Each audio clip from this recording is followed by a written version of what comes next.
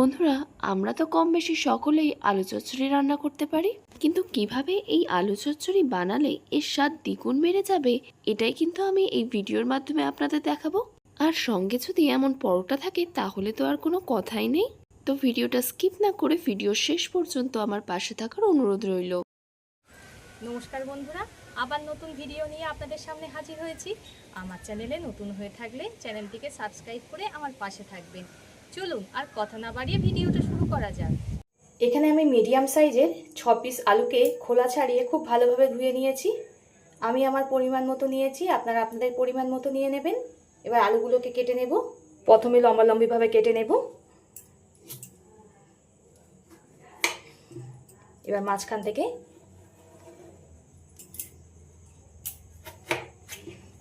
থেকেও কেটে নিলাম।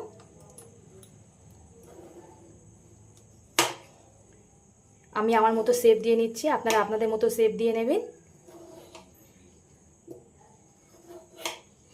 এইভাবে কাটলে সব আলুগুলো সমান হবে আর দেখতেও ভালো লাগবে।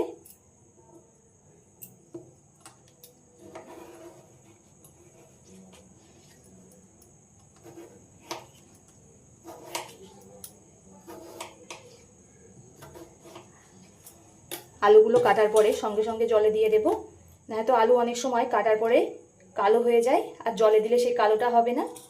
একই রকমভাবে সব আলুগুলোকে কেটে নেব। প্রথমে মাঝ বরাবর কেটে তারপরে এমন লম্বা করে কেটে নেব, নিয়ে আবারও ছোট ছোট পিস করে নেব। আমার বন্ধুরা কে কোথা থেকে দেখছেন কমেন্ট করে জানাবেন, তাহলে আমি বুঝতে পারবো আমার বন্ধুরা কোথা থেকে দেখছে। আর আপনারা এত সুন্দর সুন্দর কমেন্ট করেন, আমার খুবই ভালো লাগে।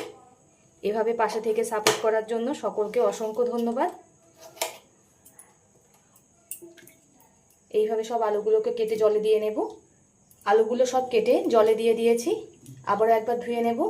যে কোনো তরকারির আলু কাটার পরে ঠিক এমন জলে দিয়ে দেবেন, তাহলে আলুটা আর কালো হবে না। আলুটা ভালোভাবে ধুয়ে জলে একটু ভিজিয়ে রেখেছি, যতক্ষণ না তরকারিটা বসায় ততক্ষণ জলে ভেজানো থাকবে। এখানে একটা টমেটো নিয়েছি, টমেটোটাকেও কেটে নেব।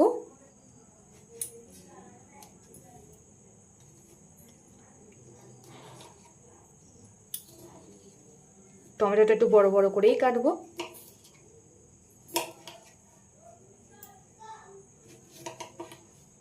টমেটোগুলো একটু বড় বড় করেই কেটে নিলাম। এদিকে একটা কড়া গরম হতে বসিয়ে দিয়েছিলাম, এতে দিয়ে দেবো সর্ষের তেল। এই রান্নাটা সর্ষের তেলে করবেন, খেতে বেশি ভালো লাগবে।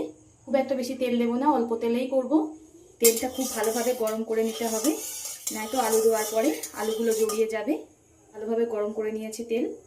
এই গরম তেলের মধ্যে দিয়ে দেবো একটা শুকনো লঙ্কা, দিয়ে দেবো 5 ফোড়ন। ফোড়নটা একটু ভাজা ভাজা করে নেব। এবার আগে থেকে কেটে রাখা আলুগুলো দিয়ে দেবো জল থেকে তুলে। সব আলুগুলো আমি দিয়ে দিয়েছি। গ্যাসটা লো টু মিডিয়ামে রেখে আলুগুলো খুব ভালোভাবে ভেজে নেব। আলুটা 5 মিনিট মতো ভেজে নিয়েছি।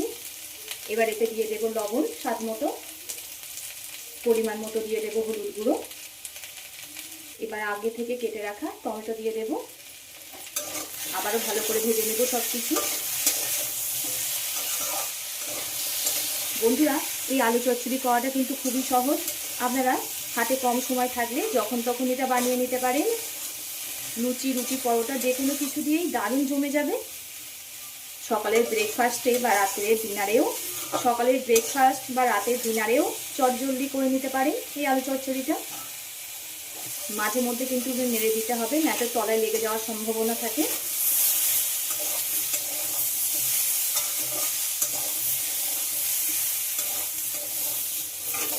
ভাজতে ভাজতে টমেটো, আলু সব কিছুই গলে গেছে। এবার এতে দিয়ে দেবো পরিমাণ মতো জল।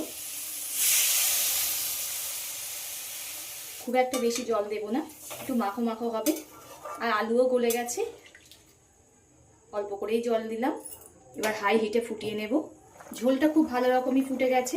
এতে দিয়ে দেবো একটা চিকিয়ে রাখা কাঁচা লঙ্কা, সামান্য একটু চিনি দিয়ে দিলাম, সব কিছুর টেস্টকে ব্যালেন্স করবে। ঝাল মিষ্টিটা আপনারা স্বাদ মতো দিয়ে দেবেন, যে যেমন খেতে পছন্দ করেন। আবারও খুব ভালোভাবে ফুটিয়ে নেব। আমি 10-15 মিনিট মতো হাই হিটে ফুটিয়ে নিয়েছি। দেখুন আলুগুলো খুব সুন্দর গলে গেছে, দারুণ গলে গেছে।